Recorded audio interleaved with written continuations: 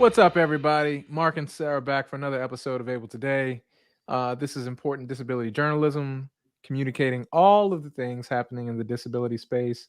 Sarah, I'm really excited to do today's episode, specifically because April is Financial Literacy Awareness Month, and it's also Autism Awareness Month. What's that mean to you, Sarah? Well, Mark, here at Able Today and on this podcast, we take advantage of every opportunity in our disability journalism to bring on the best, the brightest subject matter experts from around the country. So that's what we're doing here with this episode, as we have two very special guests from the autism community that are going to bring that perspective and some history on how the original ABLE Act came to be. Love it. Speaking of, you have some personal history, so I'm going to let you give everybody an intro to Stuart, and then we'll talk about Josh for a quick second before we bring him on. Yes. So, in my opinion, I can't think of any other better advocate and friend and colleague than Stuart Spielman. Stuart is the Senior Vice President for Advocacy for Autism Speaks. So he'll be joining us on this episode. Stuart and I have been friends, Mark. You've heard me talk about him. So I'm so glad that I finally got to introduce you formally to Stuart. But we've been friends since essentially 2008 when he joined Autism Speaks. As a staff member, as part of the organization after being a volunteer. Stuart played an instrumental part in helping us get ABLE across the finish line. Like so many advocates, Stuart has a personal connection to autism through his son, Zach, who I've met several times. He used to come out to many of our NDSS events with Stuart and his wife, Mona. And they're just longtime friends of mine. And he's like family. Well, we talked about, the relationships that we forge doing this work. I could only imagine that having someone like Stuart in your corner when you were trying to get the ABLE legislation through Congress was just instrumental. Yeah, a good it's good people, good friends, and just that pure old-fashioned advocacy that helped make it happen. So this episode's really about kind of the past of ABLE, the present, and then the future. So do you want to introduce our other guest? Yeah, so Josh is doing all of the workforce development related work for Autism Speaks, and which is incredible because of, I see it from the lens of Split Second Foundation. We're trying to do the same level of work in vocational training for people with different abilities. So to be able to have a conversation with someone who is also in that space and has been doing this for a number of years and even started as a volunteer, right? To now having built a program and seeing how ABLE also fits into that body of work is just incredible. So with no further ado, why don't we just bring our guys onto the show and have a little chat, shall we? Let's do it. Guys, it's great to have you on. Stuart, can you tell us a little bit about Autism Speaks and how your advocacy career evolved when you began working for Autism Speaks in 2008? Sure. Thanks, Mark. It's great to be with you. So Autism Speaks is an autism organization, as the name suggests. Autism Speaks has been around since 2005, and we're dedicated to creating an inclusive world for people with autism throughout their lives. And we do this through various means, such as advocacy, research, innovation, services, and supports. So I joined Autism Speaks in 2008, and joining Autism Speaks gave me an opportunity to do what I had previously done as a volunteer, but only more so to get involved at the federal and state level on projects of significance to our community and personally to my son, Zach, who is approaching 30 now. And at the time, yes, it's Makes me feel old, Stuart. Makes me feel old. Makes me feel very old. But this was a way for me to advocate and to be connected to my son in my work, which is just a perfect blending of currents in a stream. Well, it's I love awesome, it. Stuart. I know. The first, I can't believe it's taken us this long for Stuart and Mark to connect and meet. And speaking of, it took us way too long to connect and meet. And Josh, um, Stacy Pfeiffer, who runs Nebraska Able, ran into you at, I believe, a disability conference event several months ago. And we started talking about like past, present, future of Able Today and Autism Speaks and all the important work that we can do together. So jump in and tell us a little bit about your background. Yeah, so I met, as you said, Stacy at a conference in Lincoln, and I was there to talk about employment and the importance of the impact that employment can have on autistic individuals and their families. And shortly after that, she had gathered me up and said, "Hey, we got to talk about Able." And I knew about Able obviously from Stuart's work and others, and I got engaged in the work both personally and professionally. So I have 3 adults in my household. I have 2 autistic adults, much like Stuart. My son is 24, so cresting up there, and our daughter is 22, soon to be 23. Both on need different supports when it comes to employment, and but both should be have the opportunity to be employed and have the opportunity to save for their retirement and save for those bills and so forth. So got involved with Autism Speaks as a volunteer, actually through meeting Stuart at a Senate hearing, probably more years than we care to think about, Stuart, and then was working for the state of Iowa and jumped on to help during the pandemic to build out the employment portfolio for Autism Speaks to continue to move that needle towards employment for those who want to work and be engaged in the space. And after you and I and Stacy got talking about how we can accelerate the Able Today, I do think a big missing piece, I know we'll talk about it on this cast, is really connecting the employers to the benefits for their employees. And so I don't want to steal the next thunders or whatnot, but that's a little bit about me, and I'm really obviously happy to have this conversation with y'all. We're super excited. So Stuart, Josh, which Senate brief or hearing was this? We have to you're gonna have to timestamp this for us. The initial one, Stuart, it was with Bob Wright and Bradley Whitford, I think, is when you and I connected initially. So is that more years than I care to count? Over 10, because Noah would have been 5 or 6. So it was substantial. Senator Harkin was leading that through the help committee.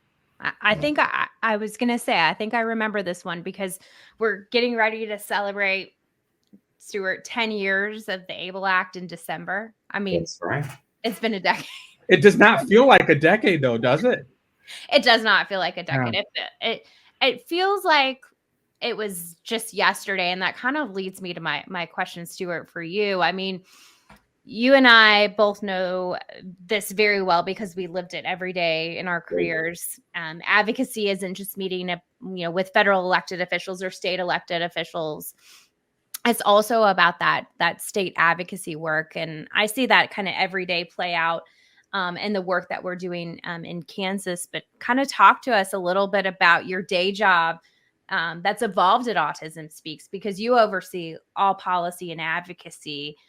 What are some of those big issues that you're working on besides ABLE? Obviously, we want you to work on ABLE all the time, but well, Sarah, since we're talking about state work, I got my start as a volunteer working in Maryland on what became the Autism Waiver, a home and community-based services Medicaid program. That was my first project, and it grew out of a realization that I had as a parent that services in different parts of the country were very different, and I was hoping to see better services in my home state of Maryland.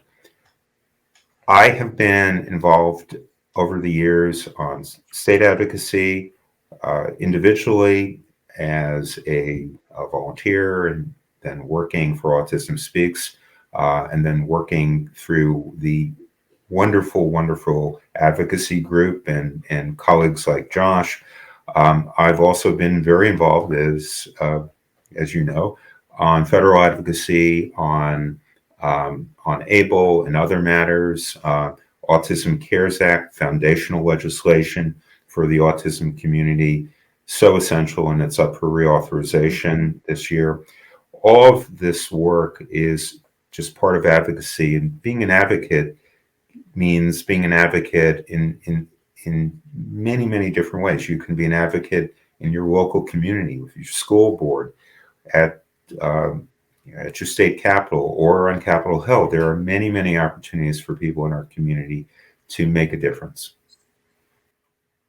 Absolutely. It's making Yeah. your voice heard. And, you've been at the forefront of so many innovative ways to meet individuals with autism and their family members and caregivers where they are. And I have this, it's probably not the right way to put it, but I have this newfound appreciation. And Josh, you and Stacy and I have talked about this as well in some of our conversations, especially hailing from the heartland, from the Midwest, just how important advocacy is at the state level, and how some of our wait lists have gone, from zero to, out of control. And, what can we do to make sure that our community is prioritized in state capitals? And just commend you all for leading the efforts on a lot of this public policy at the state level. Thanks. Yeah. Josh, my question for you, especially in the line of work that we do in vocational training and getting people job opportunities. Employment is such a big issue for the disability community, right? Talk to us about some of those challenges, and particularly for people on the autism spectrum. Yeah, it's a great question, and I'd love to say it's going to be a quick and simple answer and solution, but if that was the case, it would have been solved, right? But I think there's a couple barriers that we consistently see, right? Either the low expectations, right? So individuals are stereotyped often. Maybe they only want to do a particular type of job. Now that could go both ways, by the way. It could go all the way individuals want to only work in IT and high finance, right? Which we know isn't the case. Or it could go individuals only want to work in, maybe cafeteria or retail work. The truth is, we need access to all those jobs and opportunities for everybody. Just like you and I want to have access to whatever job we want to have, we need that for autistic individuals. And then secondly, I would say, so the expectations, right? Resetting and level setting expectations. Also ensuring that the environment is prepared to become welcoming and inclusive, right? So not only providing supports for autistic individuals and their families, but we really are focusing in on how do we upskill and collaborate with employers to make systematic changes quicker. Because we know when we implement good universal design and really robust training for employers, it impacts those individuals that are coming in, but then also might currently be working in that environment, right? So, and then I said two, but I'm gonna give you three. A bonus tip: really looking at communication matches and strength matching when it comes to employment. It's not that autistic individuals can't do the job. The studies show that they do them and do them very well. It's really matching strengths, just like you and I, Mark, when we're looking at a job that we want to do, we want to use our best talented assets to do that job. And we know there's always a couple supplemental things that maybe aren't our favorite things to do. Where it gets to be a problem is when we're really not matching the individual strength for any employee, by the way, autistic employees and others. Mm-hmm. And then looking at, making sure that the communication structures are set up. Onboarding can happen in different ways. There's many kind of those unwritten rules that you and I might take for granted when we're going in to apply for a job, that we're really looking on breaking down those barriers and allowing anyone who wants to be employed to look at that in a different way, including the employers. The employers are going to have to do a little bit of work, but the reward is so worth it, right? When you look at, decreased turnover and many of the other things that have been put out in various reports, it's clear that that's the right approach. Absolutely. I see it. I definitely see it in the space for people with mobility challenges. But to your point, in all of these spaces, right? It's about being able to highlight things that people are proficient at and making them better. Absolutely. Right? Absolutely. Sarah, I know you see this, in your work as well. Oh, yes. I mean, everything that Josh described is no different than finding the right career fit for an individual that doesn't have or doesn't identify as having a disability. We at the Kansas Council on Developmental Disabilities just hired, for the first time ever, somebody who happens to have a developmental disability. And she's killing it every single day. We just had the governor come to our meeting for the first time ever. Lola introduced her, and it's just giving her the supports that she needs and able to, thrive in her role. But she's a contributing member of our team and staff in every which way, and meets the expectation, exceeds expectations every single day. So I think it's incredible what you're doing, and thinking about how does ABLE now factor into that benefits conversation. Yeah. No, I love that. Sarah, do you want to talk about the partnerships between NDSS and Autism Speaks? Yes. So we have a lot of exciting new partnerships going on. Josh, I don't know if you want to kind of talk a little bit about the plans for the webinar next month, April being Financial Literacy Month, but also Autism Awareness Month. Yeah. So, this is, again, is going on the 24th, I believe. We've got her penciled in. And really looking forward to connecting with employers around the space of obviously employment opportunities for autistic individuals and others, but really also how they can leverage ABLE accounts for better employee morale, better just support for individuals within their system, and how that looks, and then how that can be extrapolated out. Again, talking about retention and all those other things that we don't typically think about when we're looking at benefits. This is such a great benefit that a lot of companies are really not utilizing. And so we want to highlight that.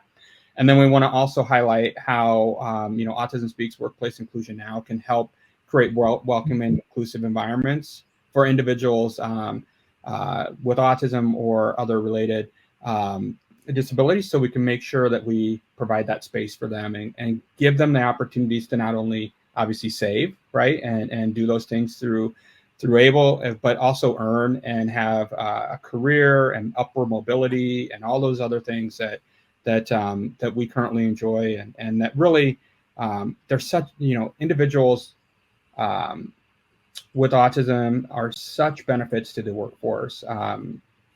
Reliability wise, just skill set. When you match that right skill, it's just unbelievable. And so we just want to highlight that opportunity and really talk through how those are connecting in nature, right? It's not one or the other. It really is both, and both will help move that workforce further. Sarah, let me know what I missed on that. You covered it all. Well, actually, you did miss one thing, Josh. And I think, it's probably better for me to say this than you. But the other great thing about this content and this partnership and all of the education that will kind of flow from this national webinar is that you all are already talking the talk and walking the walk. Autism Speaks has their own employee resource group, and Stacy and Betty Ann and I had the chance to join you thanks to Stuart, pulling us into that conversation, which is so great. That's what we pride ourselves on at ABLE today, is providing this content free to employee resource groups who are a great opportunity and forum to engage family members, caregivers, and self-advocates about the benefits of ABLE. So, thank you for helping us start that last year. And I think, we'll be able to do more of that, and we're only stronger together in some of this. Absolutely. Stuart, Josh, I want to thank you both for your time. I do have one final question, ABLE related, of course. I need you both to tell me individually, of course, what's the best thing about ABLE accounts? Okay. Stuart? So I can tell you that what always impresses me is how easy it is to make contributions. So it's ease of access. This is not like the ancient history days when you got to go back down to the bank and talk to the teller and all these things. It's just a few clicks to make a contribution to an ABLE account, a contribution that is going to matter, and it matters to me. If my son approaching. Well, he's really an adult now, right? He's approaching 30. That's really an Preparing. adult. Yeah, I mean, really an adult. Preparing for his life. It's just this elegant simplicity, and this is money that can really make a difference to him now, for current needs or down the road. Love that. Josh? Yeah, I was just going to say what Stuart said. So no, I'm just somewhat kidding, but I think for me, it's independence and long-term stability, right? So like making sure that you can save for some of those expenses, both short and long-term, provides an enhanced security for families and for individuals who will be utilizing the ABLE account. So it really is stability, and for me, that's so key, because often we're not always as stable and solid on our footing when it comes to finances, and saving, and then do we hit the cap? Do we not hit the cap? What happens to the cap? And all those other kind of nuanced pieces provides a little peace and comfort for families. Love that. There's so many great things about ABLE. And Mark, before we wrap up, and Stuart, Josh, that's the question we ask all of our podcast guests. So we appreciate you taking a few moments to do that and comment on the importance of ABLE. But I think Stuart, we have to let you have the last word here. It's you. This is for the family and for our years of advocating alongside each other. But just, is there one moment in this journey? It's hard to believe, as Josh said, it's been 10 years that stands out as us putting those blood, sweat, and tears into helping get ABLE across the finish line. That stands out to you. And can you believe we've come this far? So this has always been a labor of love. This has been a matter of loving the work, and also loving the people, and having that instant connection with people. Of course, this is the Steve Beck ABLE Act, and I have vivid memories of Steve and being in meetings with Steve when he would go from talking about the Washington Capitals or his job to being a tenacious advocate, a meticulous advocate, and it was always a moment that impressed me, that he was fighting for his daughter. He was fighting for my son. The sense of camaraderie, and the sense that we can do things that are really important for our families. Those moments, just, I can remember individual moments, and I can just group those things together, and just what a wonderful ride, right, Sarah? Oh, it was the best. And I think what brings this full circle to at least this episode and this conversation, Mark, is Josh, you and Stuart both started off your careers as volunteers for Autism Speaks. Mm-hmm. When you talk about Steve, and I used to talk to him 10 times a day, Stuart, you probably talked to him 2 or 3. But when we were working on this for essentially 8 years and 4 Congresses, those were a lot of conversations.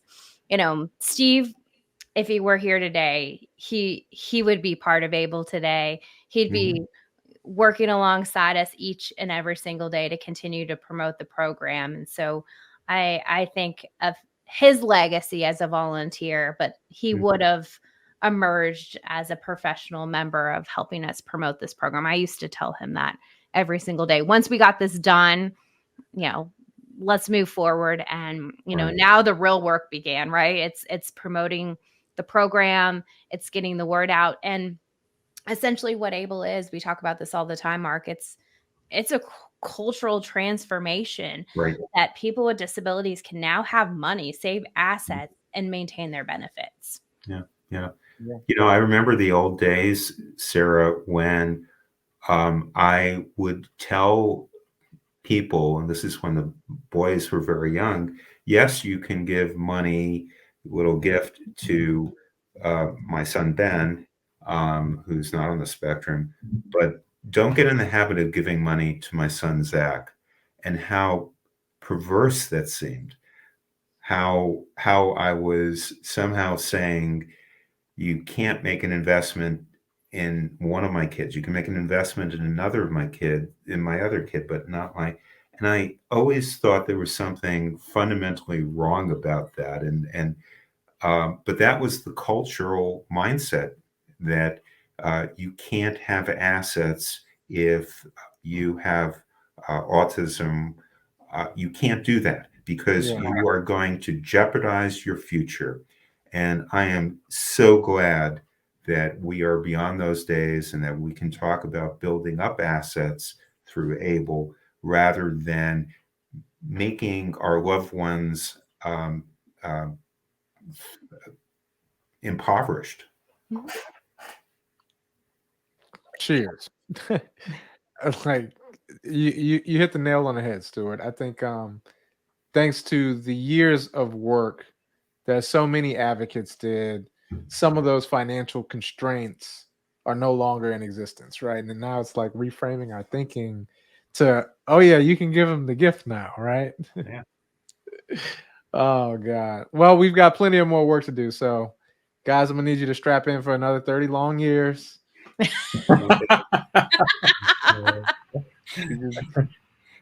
We won't get our next significant pieces of legislation until at least like 2045. What you think, Mark, Sarah? you cannot say that.